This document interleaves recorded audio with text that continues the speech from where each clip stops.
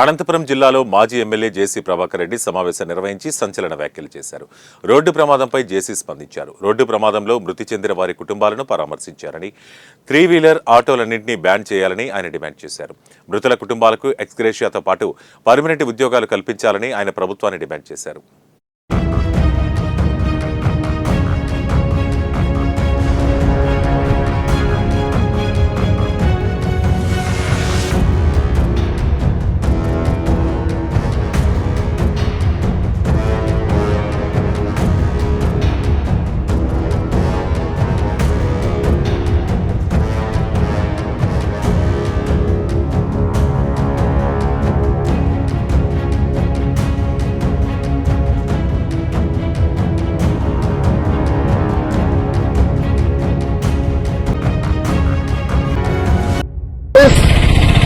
Autos and 4-వీలర్ ban ఇవన్నీ ఎందుకు యాక్సిడెంట్లు అవుతారంటే ఇక్కడ ముగ్గురు డ్రైవర్ మధ్యలో ఉంటాడు. ఏదే ఆ మోకాళ్ళు తిప్పాలంటే ఏదో ఒక మోకాలు అడ్డుకుంటాది. వాడు ఎక్స్పెక్ట్ చేసి ఇప్పుడు స్టీరింగ్ ఉంటే తిప్పుతాడు.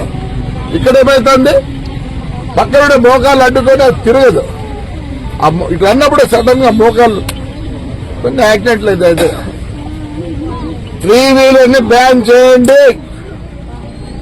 ప్రతి నెల కనీసం 50-60 మంది చచ్చిపోతున్నారు.